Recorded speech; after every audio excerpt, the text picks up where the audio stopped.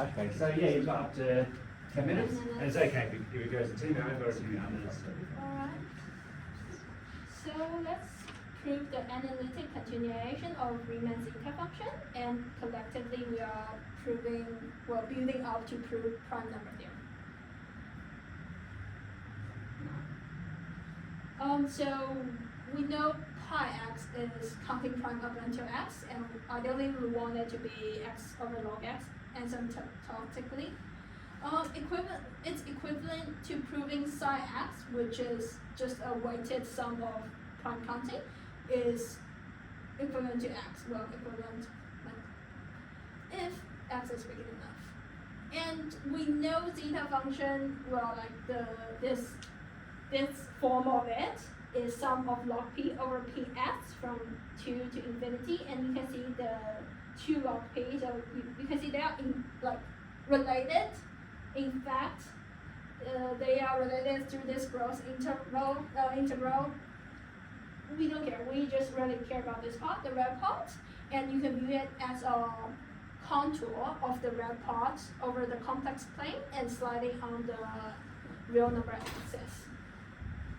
So then we can view phi x as the main part, which is ideally we want to prove it's x, which is residue at s equals to 1, plus some arrow terms which will be residues at zeros, and then the other arrow term that also exists.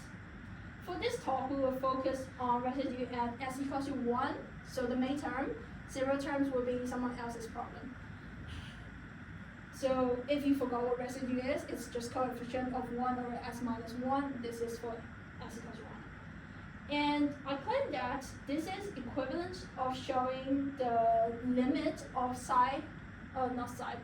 of zeta function at 1 is equivalent to 1 over s minus 1, because having this thing, due to how derivative work cancel out, we get also 1 over s minus 1, which is nice when we look at the whole red term from previous page, because s is just 1 at limit, and you get the residue being x, which is what we want for the main term. So yippee, that's motivation. What we want to prove is that. So expressing zeta s as that term plus some terms that also exist. Recall that zeta function is just sum of natural number, inverse of natural number to the power of s. We will do it by summation by parts, turn it from series to integral, so it's from step function to something continuous that we can work with. Splitting it into integer and fractional parts, and hopefully the integer well behaved enough can give us the first term. That's the idea of the proof. So let's start. Zeta is that times s divided by s, sometimes 0, because why not? The second part will just be integral of x to the power of negative s minus 1 from n to infinity. Dragging the s out because it's not dependent on n or anything. Ideally, if we can swap the integral and summation part, that would be nice, because we can just have a step function of sum 1, and we do know how to deal with that. Indeed, we can, because each term inside of the integral is non-negative, so you will get sum of integrals are vertical strips, where you take integral between 0 and 1 and then step up, whereas integral of sum will be horizontal slices, and you can see they are covering the same area. So we can do that. Nice, and sum of 1s up until x is just 4 of x. And we can plus nx minus nx, because why not, to separate the main and fractional parts. So that's just rewrite of that using distributive law, and rewrite again to make it nicer. Now we are going to focus on the first integral. So if you integral x to the power of negative s, you get that thing between 1 and infinity. You sub in 1 and infinity, you get 0 minus 1 over 1 minus s, and that gives you s over s minus 1, which is exactly what we want. So we prove that. Now, and this is like our main goal, and we have achieved that. And you can see there are a few more slides there, so we actually have some bonus. Like, we can get something more out of it. So we know x minus its floor for any x is between 0 and 1. Well, any positive x. Well, no, any x. And you can divide that by a non-zero, in fact, positive number, which is the norm of x to the power of s plus 1. X is just some number in the complex plane. That's fine. And the top will just be some real number, right? So you can just take norm of housing. These two are equivalent. That's allowed. We also know that norm of x to the power of s plus 1 equals to x to the power of real part of s plus 1. At least on the, I forgot to say that the bonus point is now we are extending our domain to all the s with real parts greater than 0 from just 1. And like this is the case for that being held because if you just take the complex part of s, so let's say x to the power of ui, if you take the norm, it will just give you back the unit vector or like norm of unit vector, which is just 1. So taking the norm of the whole thing is just the x to the power of real parts. Reason for that. We can 1 divide by that. Why not? It's not 0. And same story here.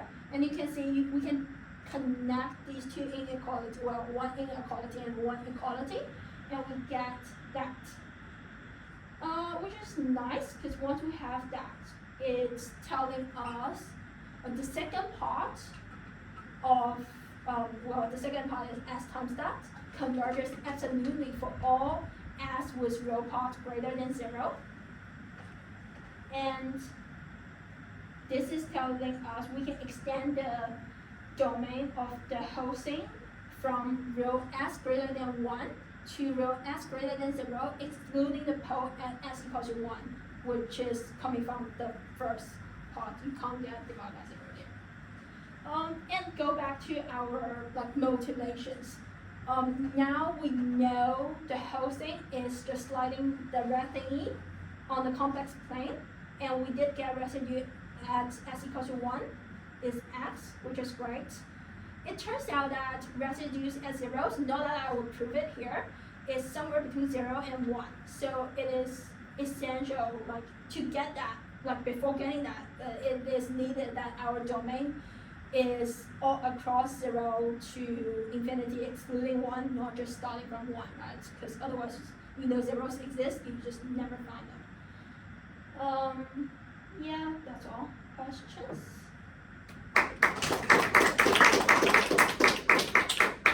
Thanks, Ella. Does anyone have any questions? What's that photo? Oh, that is of a jumping spider. I forgot its scientific name, but it's like relatively big one, and you can see them in the garden. I found it a few days ago when I was washing veggies. I bought from Toast, but this one it was probably dead because she was living in the fridge for like a week. But I did get cute photos, and yeah, I took some last night as well of her. I like picked some jacaranda flowers as well home to take photos of, but I haven't exported them, so yeah, this is just the initial. And she's like maybe half a, this size. Yeah. Just on the, could you go back one slide, Ella? Yes. You could. I'm not terrified by the spider. So just a question on this formula down the bottom. Yes. So I think getting the residue at x, so getting that the residue corresponds to x, you need to get the residue of zeta dash on zeta instead of just zeta of s itself. Oh, we are getting the residue of this thing. Is that what you so yeah, so how do you get the residue of that? So, hang on, let me go back a lot.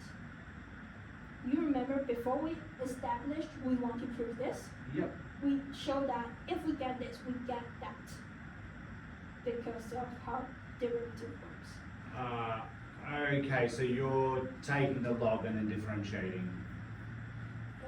Yeah, I'm like differentiating this, differentiating that, and then Oh, I see. You're just doing a bit of it. Yeah. and then we are talking about the residue of the whole red term, not zeta, not zeta prime over zeta. It's like the one with x to the power of s. That's why we are proving like this is one, you can see, and we want the residue to be x, and the x to come from this term. Yep. Okay, yeah, absolutely. That makes sense. Yeah. I agree with that. And then just the big O term on the end of the explicit formula, the x to the minus n. Yeah. What's the n? Uh, Well, right, because like, where did you find this formula? This formula, I think either off Wikipedia or off a paper I should have included reference. It's not from the book. Okay. And then they said, like once you have the residues, you still have some error terms, and then I just included that. As Yeah.